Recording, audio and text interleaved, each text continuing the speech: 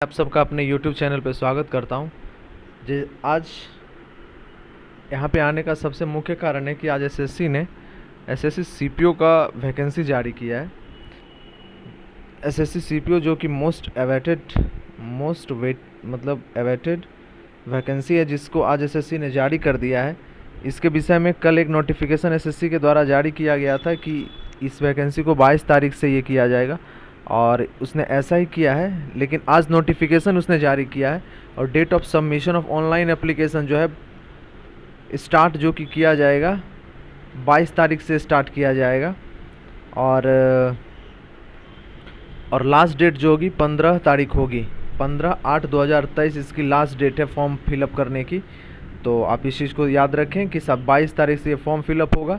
Last date 15 है। Last date for window application 17। फिर अक्टूबर 2023 इसका सीवीटी का है। इसके कंप्यूटर बेस्ड एग्ज़ाम का जो है अक्टूबर में ये एग्ज़ाम होगा। तो आप इस चीज़ को नोट डाउन कर लें अपने कैलेंडर में, इस चीज़ को ये कर दें, जो कि आप हर कोई जानते हैं कि सब इंस्पेक्टर इन जीडीसीए एफपीएफ के लिए और sub inspector male female Delhi police के लिए है।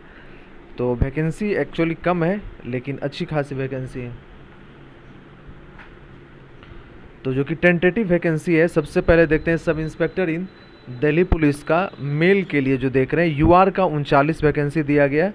ओबीसी के लिए 21 है, एससी के लिए 12, एसटी के लिए 6 और ईडब्ल्यूएस के 10, टोटल मिला के 88 वैकेंसी है दिल्ली पुलिस में। और फिर एक्स सर्विसमैन का है। फिर डिपार्टमेंटल कैंडिडेट के लिए भी कुछ है। फिर देखिए दिल्ली पुलिस फीमेल के लिए 24 है, टोटल मिला के 53 है फीमेल के लिए।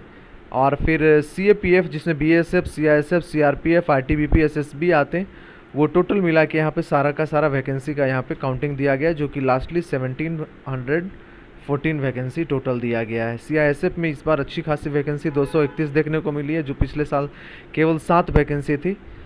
इस बार 231 यूआर का है। और फिर ईडब्ल्यूएस में 56 है और ओबीसी में 153 है। तो अच्छी खासी वैकेंसी है। सीआईएसएफ में भी, बीएसएफ में 43 है। तो आप इसके मतलब क्रोनोलॉजिकल ऑर्डर में आप देख लो कि कितना वैकेंसी आया हुआ है। इसको भर कौन सकते हैं। फिर रिजर्वेशन विद स्टेबिलिटी यहाँ पर सारा कुछ दिया गया, रिजर्वेशन के विषय में दिया गया। फिर क्वालिफिकेशन, नेशनलिटी, सिटीजनशिप ये दिया गया कि भारत का होना चाहिए, नेपाल के भी हो सकते हैं और भूटान के भी हो सकते हैं, वो कुछ लिमिटेशंस लगाए हुए। फिर एज लिमिट यहाँ पे दिया गया है कि क्रूशियल डेट जो है 1/8/2023 किया गया है ना। तो आप इस अनुसार से जो ईडब्ल्यूएस हों या फिर उसके अलावा जो रिजर्वेशन वाले हों उन्हें आप देख सकते हैं।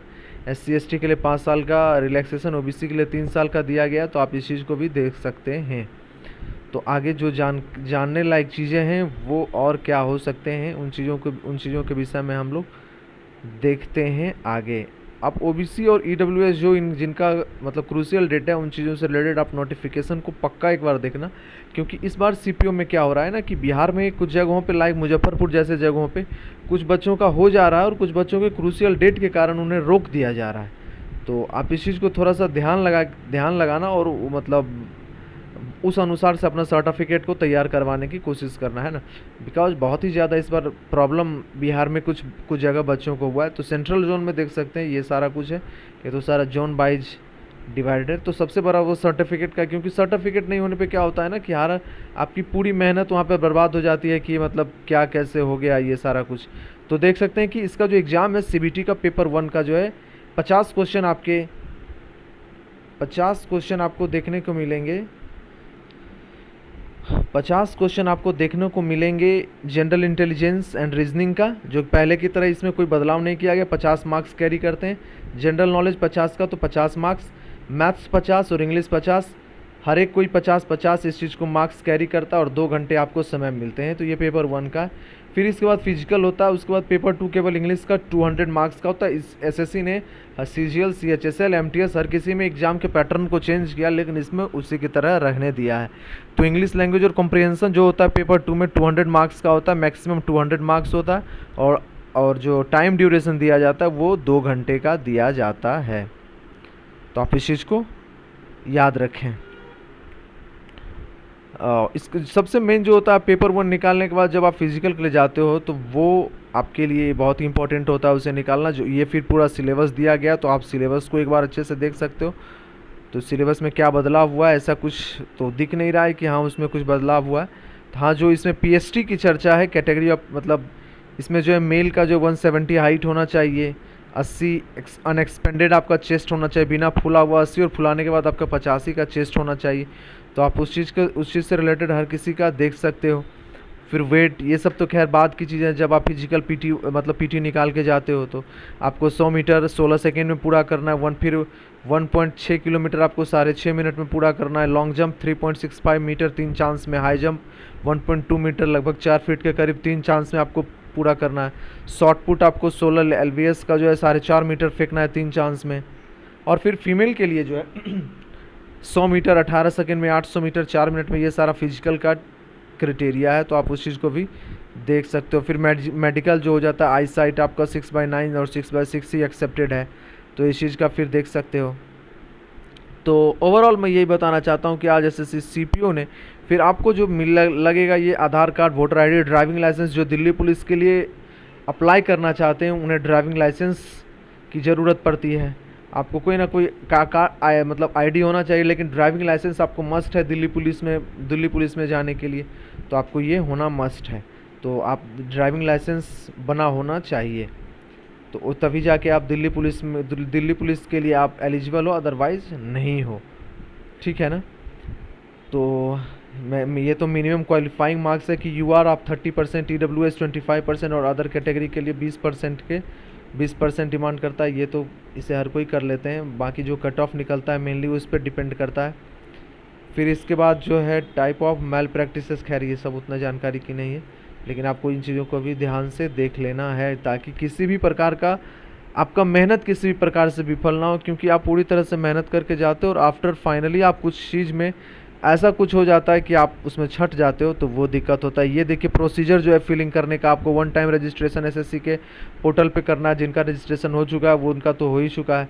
फिर आपको फॉर्म फिलअप करना है, 1 टाइम रजिस्ट्रेशन होता है एसएससी का, जिसमें आपको हर एक डिटेल, नाम, पता, पिता का नाम, जो क्लास 10th के आपका बेसिस पे उसी बेसिस पे, फिर आपका आधार कार्ड नंबर, ड्राइविंग लाइसेंस, ये सारा कुछ लेता है। फिर बेसिक डिटेल्स आपके जानने होते हैं, जो कि आपका 1 टाइम रजिस्ट्रेशन होता है। उसके बाद फिर आपको रजिस्ट्रेशन नहीं करना होता, सीधा डायरेक्ट आपको फॉर्म फिलअप करना होता है। फिर सबसे जो मुख्य जानकारी आपके लिए बनती है, ये देखिए फॉर्म का जो एक मतलब वो क्या कह सकते हैं, एक आपका खाका जो होता है, मतलब वो देखिए आपको ये रजिस्ट्रेशन करवाने का है कि आपके पास आधार है कि नहीं, आधार नंबर आपके पास, फिर टाइप ऑफ आईडी, आपका नेम, वेरीफाई नेम करता है, आपका बदला हुआ नाम, पिता का नाम, माता का नाम, हर किसी का नाम पूछता है आपसे। फिर आपका एजुकेशनल बैकग्राउंड, किस स्कूल से, किस क्लास से, क्या वो आपका डिटेल से सारा कुछ मांगता है। आपके पास फिर कुछ इस तरह का एक मोबाइल नंबर आप देते हो। फिर आपके पास एक आपका रजिस्ट्रेशन नंबर आपको दिया जाता है, जो कि आप उसको फ्यूचर के लिए कर सकते हैं। आपका फिर कॉन्टैक्ट डिटेल्स, ये सारा कुछ ये होता है। इसको करने के बाद आप फिर फॉर्म फिलअप करने के लिए जाते हो, एप्लीकेशन फॉर्म भरते हो, जिसमें आपको वो नाम, पता, पिता का नाम, ये सब कुछ भरा हुआ ही मिलता है आपको। वहाँ पे केवल आपको बस सेंटर आपको चूज करना होता है। फिर कुछ चीज़ें मांगते हैं, लाइक जैसे देखिए नेम, पता आपका सारा का सारा कुछ भरा हुआ ही होता है कि आप किस कास्ट से, ये फिर आपसे पूछता है। आप फिर डिपार्टमेंट मतलब दिल्ली, ये सब कुछ पूछता है। फिर आपको देखिए यहाँ पर एग्जामिनेशन सेंटर के विषय में ये 3 खाली पूछा है, जहाँ पे स्टार लगा हुआ होता है वही आपको फिल करना होता है, बाकी आपको कुछ नहीं फिलअप करना होता है। रेड स्टार लगा हुआ होता है वही आपको फिल करना होता है, और बाकी कुछ नहीं आपको फिलअप करना होता है, तो आप इस चीज़ का ख्याल रखें। फिर फ़ोटो देखिए यहाँ पर 20 KB से 50 KB के बीच में होना चाहिए, और सिग्नेचर आपका 10 से 20 KB के बीच में होना चाहिए। और ये जो है मतलब आपका 23 अप्रैल से पहले का फ़ोटो होना चाहिए, तो ऐसा कुछ ये डिमांड कर रहा है। आफ्टर दैट आप इसको कैप्चा करके, आई एग्री करके, इसको प्रीव्यू करके आप आगे बढ़ो। फिर 100 रुपया अपना ये कटवाओ। आफ्टर दैट देखिए फिर डिफेंस पर्सनल के लिए एक सर्टिफिकेट है ये, तो आप इससे फिलअप करके जो पर्सनल हैं उस चीज़ को कर सकते हैं। पर्सोनल जो है भी उसको कर सकते हैं, ये एक्स सर्विसमैन के लिए है। फिर SC ST का देखिए ये सबसे मेन फॉर्मेट ये होता है। इस बार बिहार में कुछ फॉर्मेट को लेके भी कुछ बच्चों को छांटा गया है, तो आप इस चीज़ को ध्यान से करवाना। जो SC ST के सर्टिफिकेट बनवाएंगे, OBC के जो भी बनवाएंगे, या फिर जो EWS के बनवाएंगे, ये तीनों सर्टिफिकेट धारी हैं, तो आप इस चीज़ को ध्यान से और इनके फॉर्मेट के अनुसार ही बनवाना। ये EWS का है तो आप इसी बेसिस से बनवाना, बिकॉज नहीं तो आपको बाद में छांट दिया जाएगा इस चीज़ के कारण, तो बहुत ज़्यादा दुख होता है। कि आपने पूरी मेहनत और शिद्दत से पढ़ाई की और आपको छांट दिया गया, बस क्यों? तो आपके पास सर्टिफिकेट का क्रूशियल डेट या फिर कुछ ऐसा। और फ़ोटो देखिए फिर किस तरह का होना चाहिए, आपका दोनों कान दिखना चाहिए, ऐसा नहीं, ऐसा फ़ोटो नहीं, एक्स्ट्रा कलर नहीं होना चाहिए, इतना क्लोज से भी नहीं होना चाहिए कि आप, और फिर टोपी नहीं लगा होना चाहिए, इन्वर्टेड नहीं होना चाहिए, ब्लर फ़ोटो नहीं होना चाहिए, गोगल्स लगा हुआ नहीं होना चाहिए, उल्टा नहीं होना चाहिए, साइड फ़ोटो नहीं होना चाहिए, स्पेक्टिकल चश्मा लगा के नहीं, इतना छोटा भी नहीं कि दिखाना चाहिए, मतलब एक आपको, मतलब एक जो नॉर्मल पिक होता है इंसान का, वो जिसमें आपके दोनों कान आँख अच्छे से आप दिख पा रहे हो, वो फ़ोटो आपको आपका होना चाहिए, जो 23 अप्रैल तक का खींचा हुआ होना चाहिए। तो इतनी बातें थी आज एसएससी सीपीओ के लिए। तो सबसे बड़ी बात है कि एसएससी सीपीओ ने आज वैकेंसी जारी कर दिया है। एसएससी ताबड़तोड़ बैटिंग कर रही है और उसमें आज इसने जारी कर दिया है, जो 15 तक लास्ट डेट है।